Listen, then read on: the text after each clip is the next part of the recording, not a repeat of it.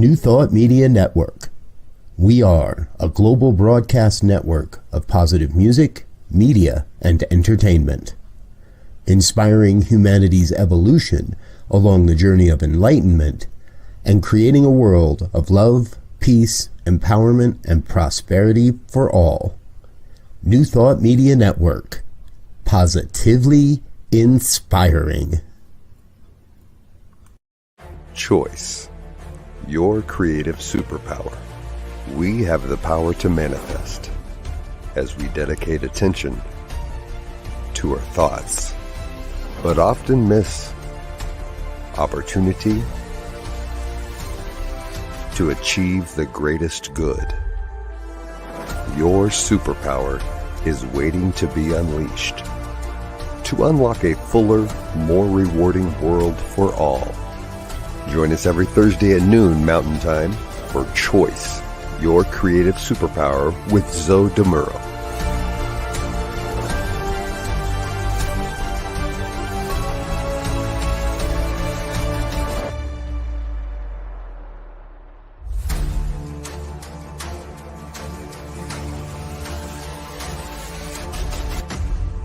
And now, here's Zoe. Hello, folks. Welcome to the premiere episode of Choice, Your Creative Superpower. My name is Zoe MURO. I am a religious science practitioner at the Oakland Center for Spiritual Living in Northern California. I'm also a transformational coach. I'm so glad that you could join me today for this exploration of what I think you'll find to be a fascinating topic, and one whose import and impact on life, on yours, on mine, on all of us, can literally be of heroic proportions. How important is choice? Do we as people give it much thought? Does it really make a difference to us? One of the great pieces of data that the information highway provides really easily these days is trending topics. So I was curious. I decided to see just how the topic of choice was really presenting itself in the world. Google comes to my aid. So I did a choice, I did a search on the word choice. You know, I found over 5.4 billion, that's with a B, billion entries. Just as a point of comparison, I decided I was going to look for the word happiness. Happiness produced only 1.31 billion entries. Could be important. You know, Amazon carries over 60,000 books that deal with choice. If you're not a numbers person, let's go to popular culture instead. I'd say, based on what I've seen in literature and movies and TV shows and songs, this is something that we are quite invested in. You know, whether it's the now iconic matrix choice of the red pill or the blue pill, where you either come to grips with painful reality or you can remain imprisoned in comforting falsehoods.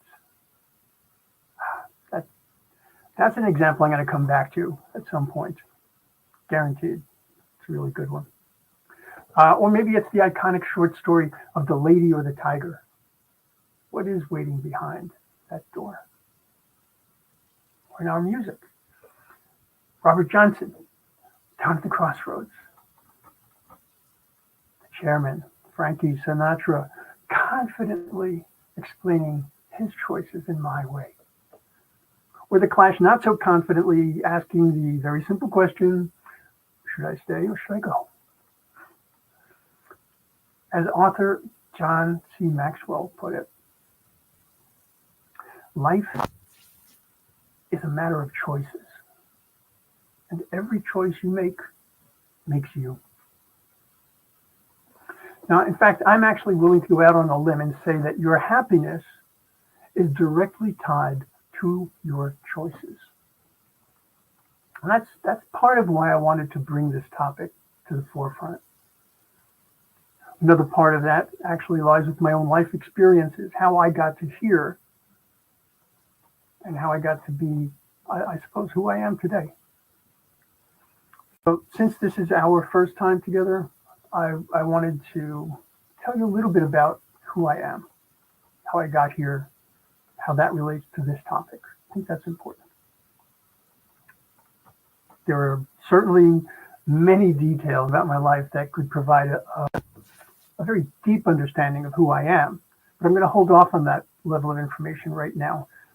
It's important, and they do have a direct bearing on my life, but I want you to see these things in context because I think it would make more sense in terms of our conversation. So for today, I just want to start with some fundamentals. My pronouns are he and him. I was born and raised in New York City, moved to the Bay Area about 30 years ago. I'm a husband, a father, a grandfather. I've probably had 3 or 4 very distinct careers over the years. And they run the gamut from having been a corporate computer geek to being a corporate trainer, to being a teacher, to being a coach. Now that's both a coach for training for sports as well as a coach for dealing with life. And I've now progressed to being a spiritual advisor. All of the things that I've done in my life, each one has actually brought me closer and closer to what I feel is indeed my true calling. I wish that I were one of those people that could say, oh yes, from the very, very early age, my spirituality meant so much to me. But can't really say that. My early life, I really wasn't driven to understand spirituality as much as I was told in rather dogmatic terms. I was, in essence, doomed. Simply by being a human being, I was doomed because there was no salvation. And I would need that salvation. My personal worth, I was told, was essentially non-existent. My thoughts, my interests are always going to be secondary to the will of God. That's in all capital letters, in quotes, and let's put it in a really dramatic font and cue the thrilling music, get Cecil B. DeMille in here. In other words, there was this all-powerful being out there somewhere who had a plan for me. And if I didn't follow it, I'd be miserable. Well, apparently I wasn't following it because I was miserable. But I suspected that there was probably more to this than I thought. So I decided I needed to just drift away from the religion of my youth. No, that's why. I ran away from the religion of my youth because I knew that there was something. I didn't know what, but I knew that there was something, and I was going to find it. So I spent the next few decades dabbling in a variety of religious teachings and philosophies. I decided for a fair number of years I was an agnostic because I couldn't feel the presence I so needed and wanted. But I suspected that there was something far greater, and it was just waiting to be uncovered. I could literally feel something within me just waiting to be reached, waiting to be connected with. I'd say it took a good 40 years for me to find science of mind. When I did, wow, I knew I had found exactly what I was looking for. The first time I heard, change your thinking, change your life, I was instantly intrigued. To be honest, it sounded too good to be true. I mean, you're dealt a hand and you've got to play it, right? I mean, I didn't choose my parents. I didn't choose to live in a place where fear and power were the primary forces that were used to establish dominance, although almost no one would ever actually state that outright. I didn't choose the pain, the loss, the disenfranchisement. So change my thinking, change my life. Sign me up. I've spent literally every day since the first day I walked into Science of Mind taking responsibility for my life, paying greater attention to my thoughts, challenging my assumptions. And in the process, I am delighted to say that I have gained a greater and greater sense of who and whose I am. Let's talk about thoughts for a moment. I don't know how they did this, but somehow researchers have come up with this analysis that says, on average, we humans have anywhere from 6,000 to 35,000 thoughts a day. And there are some that say we make that many choices in a day. Excuse me. Well, let's say you're awake for 16 hours a day because you're one of those wonderful people that gets the anointed 8 hours of sleep every night. So that would be somewhere around 375 to over 2,000 choices an hour, which would mean in the past 5 minutes alone, you've made, if my math is correct, between 31 and 166 choices. Yeah, come on, that doesn't sound right. But how about this? How about how many choices do we make consciously versus subconsciously or unconsciously? Now, I don't want to get too Freudian or Jungian. Let's simply say that in terms of awareness, there's a continuum from consciousness to subconsciousness to unconscious. Or the other way around, I guess, would make more sense. Unconscious to subconscious to conscious.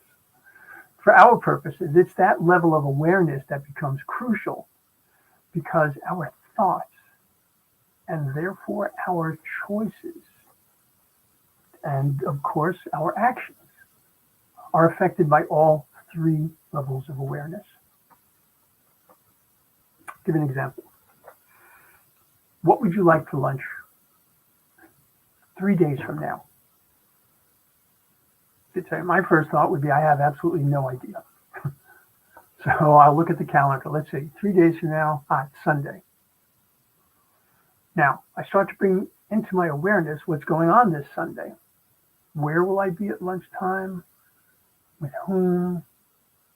Because each of these factors brings with it its own thoughts, feelings, and even biases. I mean, for example, Sunday barbecue would sound great. But I'm having lunch with Hank, and Hank's a vegan, so that's not going to work. I know this great vegan place. Then I think about it. It was like, wait a minute. The last time I was there, I saw this terrible argument between a customer and someone on the wait staff, and I don't think that's going to be the place. So here's what we're going to do. We're going to let Hank choose. And there you have it. I made my choice to let someone else choose. The point is, whether we're aware of it or not, we're constantly making choices. Even the choice to not make a choice is a choice. So let's not get too meta and too lost in this, but I think you understand where I'm going with this. I want to introduce a slightly different term at this point. I want to use referred to as choice points. So these are points at which a choice could take place, either explicitly or implicitly, or I suppose I should be more precise and say consciously or subconsciously. Your ability to detect choice points is affected by a really wide variety of factors. But what's even more important is that your ability to detect choice points affects your life experience in truly profound ways. Being able to see choice points and then make effective use of them can be the difference between merely surviving in the world and truly thriving in it.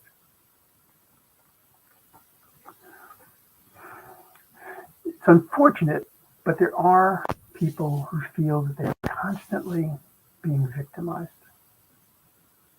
And believe me, I'm not saying that this is always true, but at times, people who identify themselves primarily as victims see fewer choice points than people who do not identify as victims. People who identify as victims tend to live their lives from the outside in, meaning that the circumstances or situations that they find themselves in, the things that are being so difficult for them, the things that are pushing them down so badly, these circumstances or conditions dictate their experience of life rather than allowing themselves to determine how they choose to view and then react to these external stimuli. When I speak of victimhood, I am speaking from experience. And I would be more than happy to explain the details of that, and I will in later episodes, because it is truly important to understand just how being able to step beyond victimhood means being able to step onto the path of your true life. And victimhood has a continuum to it, if you will. I'm speaking of a very extreme version of it, that's true.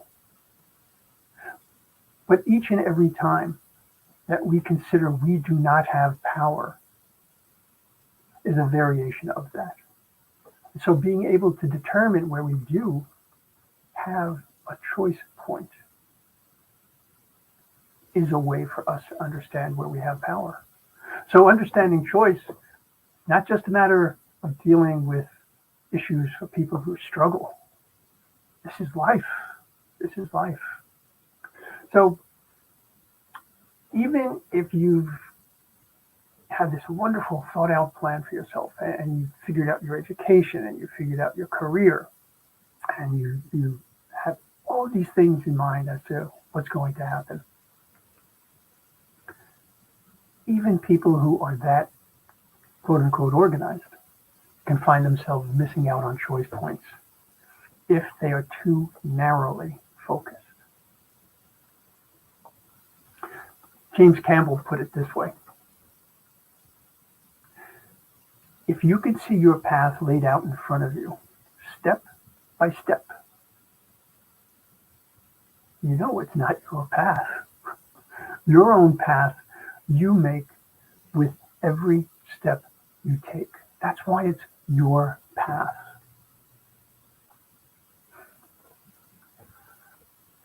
Ernest Holmes, without a doubt, speaks of choice in one way or another many times. There's this one book in particular that I was looking at recently called How to Change Your Life. Love this book.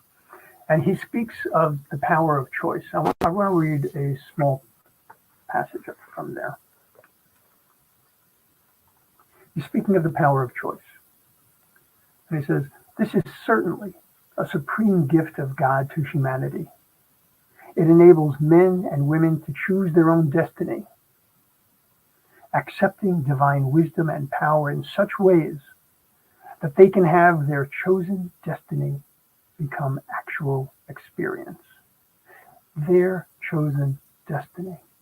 Not the God's will of my youth where everything was dictated and if you did not do that, you were an evil, horrible person. No, we have a chosen destiny. And he goes on to say, it is true, however, that every privilege brings its corresponding responsibility. The right and power to make your own decisions, bad ones or good ones, puts you in a very sensitive position. You now realize you are no longer an automaton moved about by the caprice of circumstance, solely guided by instincts or subject to some will superimposed on you. You are free to choose. But you have to take the consequences of that choosing.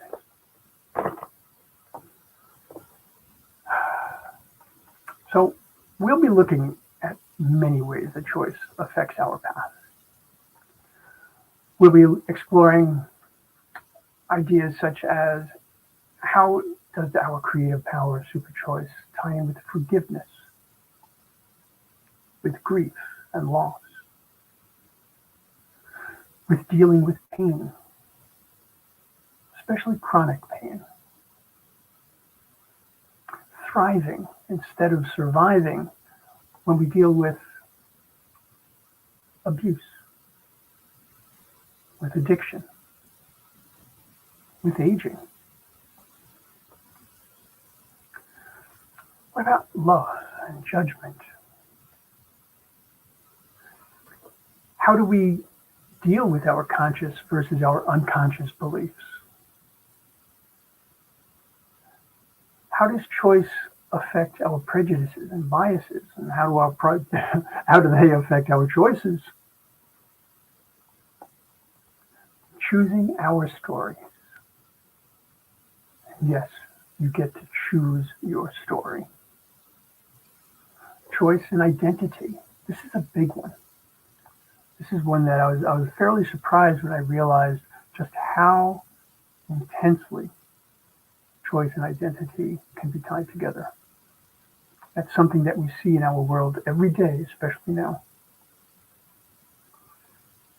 We'll talk about choice in relationships, a very interesting and complex part of choice, because now we're dealing not just with the one individual, we're dealing with each of the people in the relationship, and the relationship itself has its own life, if you will.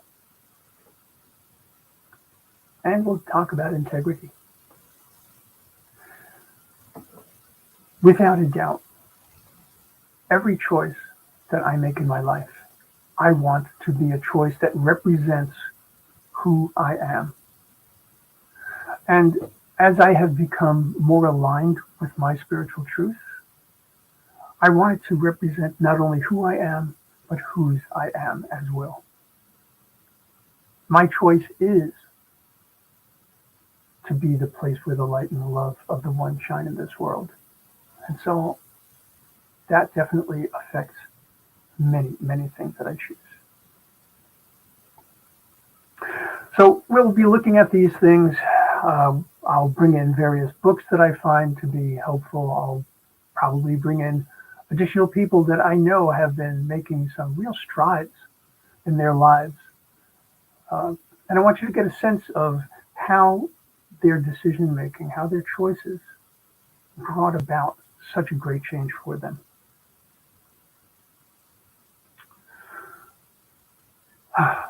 So that's where we're going to be going. We're going to be doing this each week, 12 noon Mountain Time. It's 11 a.m. my time here on the West Coast. And I am looking forward to having you contribute and participate in these conversations. So by all means, if you have something that you would like me to discuss as part of this, I'll invite you to send me an email. My email address is zodemuro, ZODEMURO, @gmail.com. It's on my website. It's on my Facebook page, on my YouTube page. Speaking of Facebook and YouTube, we have tons going on here at the New Thought Media Network. Today, for example, 1 p.m. Mountain Time, Finding the Joy in the Journey with practitioner and soon-to-be minister, Gina Kovari-Krupka. Love Gina. She's a mentor of mine. Just a spectacular person. Really looking forward to that. Actually, I'll be guesting on her show today. Let's see. And then 2 p.m. today, Mountain Time again, the Vibrant Living Hour with Ken Ludwig. So take some time, look around at the New Thought Media Network. We have so much going on each and every day. And folks, if you are so inclined, know that we are a global ministry. We are attempting to do the most we possibly can in the world. And folks, that takes resources. So if there is any way that you can make a contribution to us, we would greatly appreciate it. You can go to ntmedia.org, hit that donate button. Whether it's a one-time donation or a monthly donation, and we love the monthly ones because they help us with our planning and with our project, our projections for our income. Anything that you can do to help would be tremendous.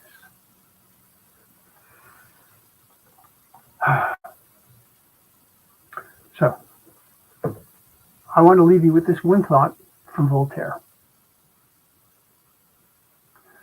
God gave us the gift of life. It is up to us to give ourselves the gift of living well.